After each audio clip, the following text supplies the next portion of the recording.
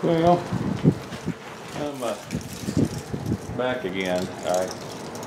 I'm not even sure where to start, so I'll try to make this as pleasant as I possibly can. I have had nothing but issues with this thing since I started working with it. So I'm gonna walk in front of the camera, checking some of the clamps, hose clamps, all the coolant. Yesterday I started this up for just a short time, and I'll kind of get into some of the problems I've had and the reason I really haven't done a lot of good videos on this car. Pretty much everything I have done has been a failure. This thing is just, like I said, just fought me worse than anything that I've ever had, especially this far apart where you can actually access most of the stuff where you can't normally. So I'll just kind of do it like this. I had this thing run a month or two ago when I did, when I changed the lifters. I fired it up. You guys didn't get to see that because I thought, well, I got to break the cam in. I'll be done with it shortly and this will be fine. And that's not what happened. The air conditioning has fought me. I have an evacuator. I've hooked everything up. I replaced every O-ring, took every line apart, put the proper oil in, got everything in like it was supposed to be, and put a vacuum on it. It holds it for 3 or 4 minutes and pretty much it's gone. I checked several fittings again and just to no avail. So I figured I have a couple of compression fittings that I thought were going to be my problems, and so that was where I was going to start, was with those. And then I was actually going to try to put air in the system, which I know is kind of a no-no, but I was actually going to try to charge the system a bit. I have the dye. I mean, I could charge it, but Freon's kind of expensive, and I hate going to Walmart to buy it. That's the cheapest place around. Everything else is about 15, 18, 20 bucks a can, you know, where it's like, what, $5, $6, $7 at Walmart. I mean, I'm just going to have to go get some sometime. But either way, here's the deal. I finally give up on the AC for a little bit and decided just to go ahead, get the car ready, get it started, and break the cam in. That was my goal. And I made several videos on it, which were just a complete failure. What I ran into was I couldn't get it started. I got checking. I don't have any fire, and it's like this thing was running 2 months ago and nothing has changed. Except I put the air conditioning on. So I went home and I had a cap and a coil off of one distributor, and then I had another distributor that I'd taken the cap and coil off of. Matter of fact, I'm not so sure it wasn't the one that was on this. It was a relatively new distributor. I brought it along for the module.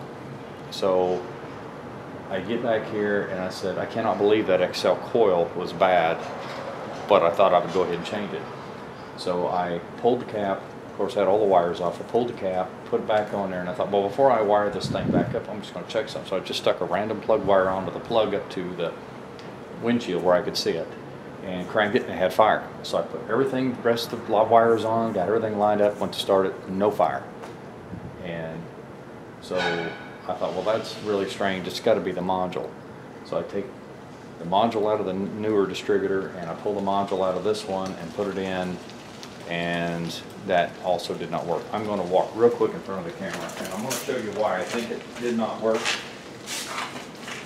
These are obviously 2 different years of distributors. I'm not sure what you can see there, but the module is out of this newer one. And what I've noticed is, and I'm not sure if you can see this or not, they both have similar to the same stuff internally. And I'm sorry if you can't see this real good, but on this older one here on the right side, if you look underneath the cap, you'll see what looks like a condenser similar to what's on a set of points. And this one here actually has some type of a fusible link or something. I'm not really sure what it is, and I don't know if that made a difference on the module or not, but I put it in. I still didn't have any fire. Sorry about that. I didn't have any fire when I was done with all that. So my decision was I could take and try to put the module back in the other distributor, pull that one out, stick it back in, and hope that I didn't burn a coil up at the same time. So I just said, you know what, it's the only thing I really did not replace on this when I put this motor in. The only thing I didn't replace were the headers, the carburetor, and alternator, course power steering pump and the distributor. Those were the only things that was not changed. Everything else was either replaced or rebuilt. So I just ordered a whole new distributor and put it in yesterday, and it fired up. It kind of fought me a little bit. It's been a little cool here, and I ended up having to prime it, but it did fire up and it ran fine. I went ahead and adjusted the idle up, and I was watching. It's got 75 pounds oil pressure, and I had the cap off, and I don't have an overflow on there, and I was trying to watch the coolant level, and I got in there and I noticed it was running about 205, 210, which it's always run just a little bit warm, but not that warm, especially with everything being open. And I got looking, and the fan has been beating into the shroud. I've had to pull this back several times. There was several spacers underneath the radiator support trying to get this thing up high enough. And I'm not going to do any final adjustments until I actually set the fenders and see if I have to raise this up anymore. I may have to modify this. This has a 7-blade fan, and I don't remember if I put the 7-blade in when I put the 383, and it may have only had a 5. The diameter may not have been the same, and that may be where my problem is. But it fits the shroud well. I mean, there's a pretty good gap at the bottom, and there's nothing at the top. If I jerk this thing back and move it around, I can finally get the fan not to touch, but that's not going to work so in long term. But for now, it's going to do what I need it to do. Well, I got noticing that running this thing at a high idle, about 22 to 2,500 RPM, that the fan wasn't spinning very fast.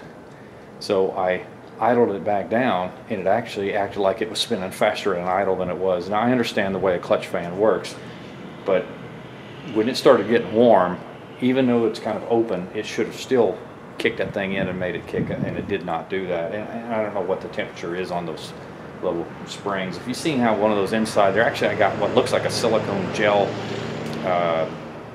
inside that thing, and then the spring heats up in front of the fan, and it causes it to engage and disengage. It's kind of an odd deal. That's why some of the older, especially like the S10s, are really bad at it with the 4.3s. You start it up on a really cold morning, that fan is very loud, and it's because the stuff is so cold that it actually has engaged the fan because it's so cold. Once it warms up, it doesn't take very long, then it'll release it. You kind of kick in and out a little bit, then it's pretty much off until it warms back up again. Well, either way, I can't really tell if that's an issue or not, so I just pulled the fan. I had another 7-blade laying around there with a newer clutch on it, and I just put that on. So what I'm going to do now is start this thing up. It's going to be a cold start. It's 50, probably 7 degrees out, so it doesn't have a choke on it. Well, it's there, but it's not functional. So I'm going to go ahead and fire this thing up and idle it up and try to do another 15-20 minute run to try to break the cam. So it's going to be very noisy. All you're really going to see is just the motor, just like you do now. I may post this just to show that I've done it, but it's, you know, what can you do? And when we're done here, I'm going to show you what my AC problem is I found when I came in here yesterday. So anyway, let me hook the battery up, and you're going to hear a noise. That fan, the blower fan, is going to kick on. I cannot shut the key off on this. There's something wrong with the shifter linkage. I've kind of said something about that before. You know, the cable, for some reason, on the shifter on the floor is not allowing this thing to go into park. I literally have to use the column by hand. There's not even a handle there, but to make this thing shift. So it's in neutral. So I'm going to fire this thing up.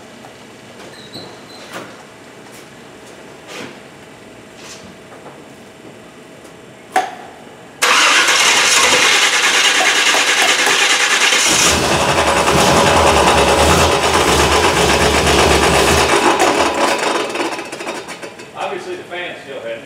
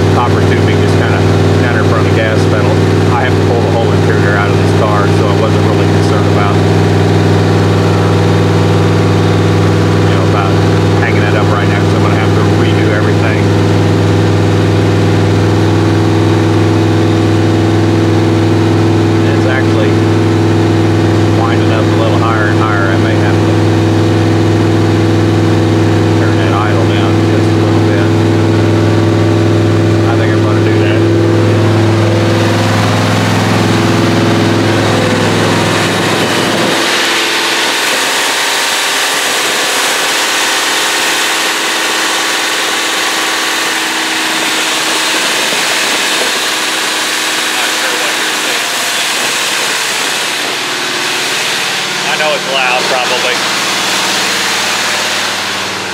Let's see what we got now. Still about, it's actually up to about 60, 67, 68 pounds. I should start seeing that gauge don't start till 130, so it'll take it just a minute. Like I said, it's kind of cool today. When it goes up,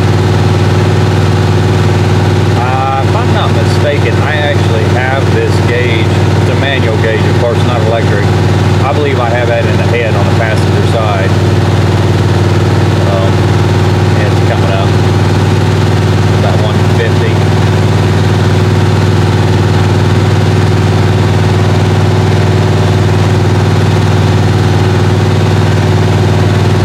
May even update these gauges and put a voltmeter on it or amp, like one or the other.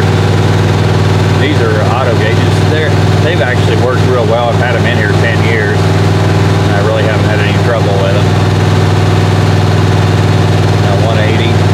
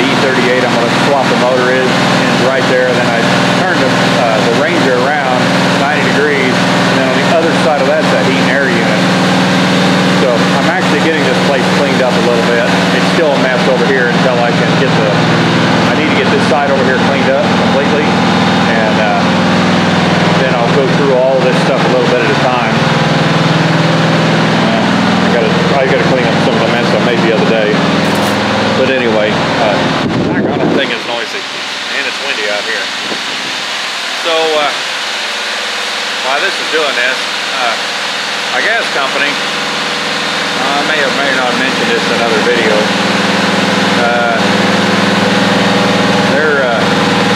they're somewhat cooperating with me on getting heat in here, but what I may hate doing it, but I may clean this corner out to get that roof and stop leaking up around up top there. What I may do is to set that heat and air unit right here in this corner. The gas line comes right in. It's a real short run that way. I've only got like 6-8 foot of pipe, and then just run some type of a cheap ductwork or whatever over there to that when that section is off. Christmas coming up, Thanksgiving here in a few days. I'm sorry, it's not focusing. I'm kind of out of money till the beginning of the year, and so I'll get separating this out. I'm going to buy. I've kicked around different things to use to separate this out. Now I'm just not coming out with what I want, so it's going to end up being 2 before. That's just how it's going to be. I'm going to quit talking for just a minute. It's going to get a lot louder. I'm going to walk back up there and check temperature.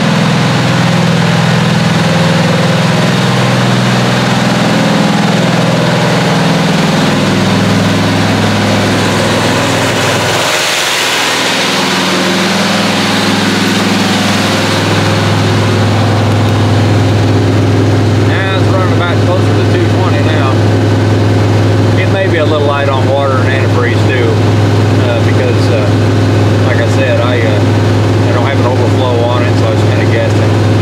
I'm going to keep an eye on that just to make sure it don't get stupid. I'm probably going to set you back up on the tripod for a minute.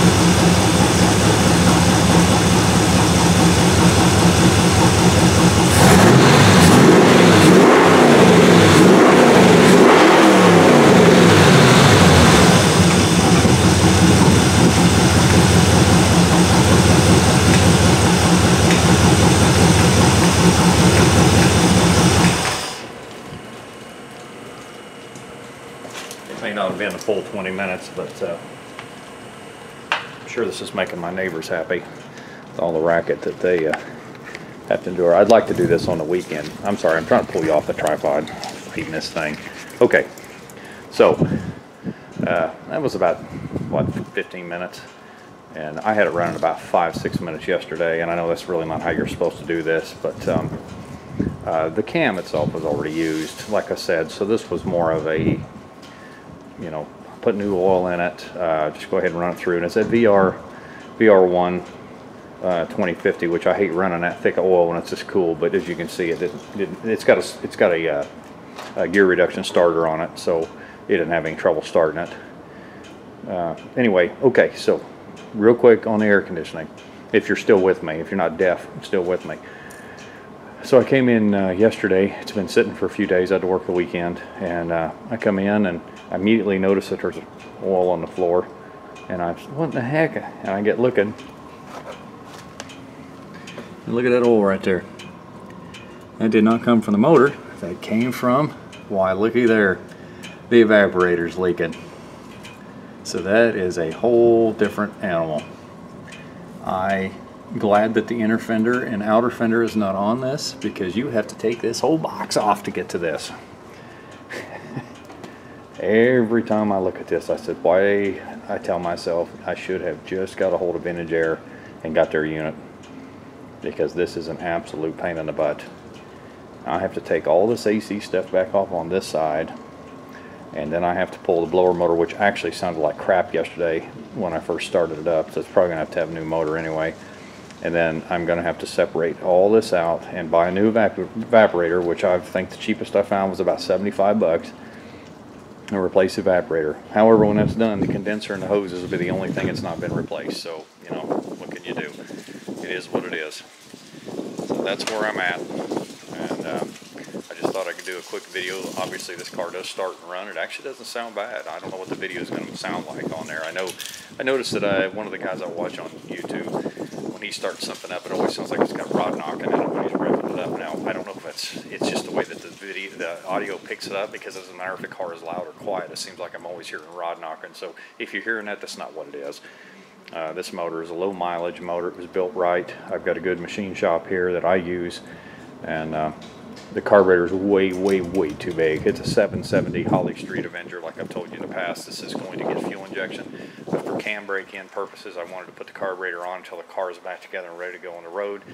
That way, when I put the fuel injection on there, it can actually itself learn as I'm driving. If I just keep starting it up and moving the car every couple of months, it really can't learn that way real well. And it probably would eventually. I could just unhook the battery and refire it back up and make it learn that way. And it may come to that. Depends on how long it takes me to get the body work done. But anyway, guys, thanks for sticking with me, and I keep apologizing to my boy for not getting this thing even remotely close. He's actually going to be here in a couple, 3 days, and get to see that I have not really gotten anywhere, it doesn't seem like. But if you knew how much this thing's fighting me, and by the way, I am looking into an editing program where you guys can actually see some of my failures up front, because they're so enjoyable to watch. I'm sure watching some 50-year-old fight something that shouldn't be this big of a deal, but it's just a miserable fight. I mean, I've not ever had one of these cars fight me as bad as this one has. I mean, every nut, every bolt, every fitting, every aspect of the car has fought me. So I'm not complaining about it. It's just aggravating, that it's just a constant fight. But anyway, I did get. Let me show you here. I did finally break down, and I bought one of those. This is that bracket for the back of the AC that mounts to the header, and I got a couple longer bolts. So I don't think I'll be able to get to it this weekend, because like I said, I've got family coming into town. But that will go underneath there. I'll show you when I'm doing it, and that will help support the back of that compressor. And once that's done, then I'll be able to take that top bracket off after I get it set exactly where I want to. Loosen every bolt up, put this on, and then adjust the belt, tighten everything up, and then the back bracket, that one I modified, I'll take to the house once it's set where it's supposed to be, and I'll weld that up, and that way that'll be, again, once the bottom one's on there, it's more of just an adjustment. It's not a safety thing, but I don't like it looking like that. It looks like somebody hacked it up. Well, they did, but so anyway, I got a little more work to do. As you can see, I'm making progress, but it's very, very slow going. So anyway, I'm going to get off here, guys. Thanks for hanging with me again. See ya.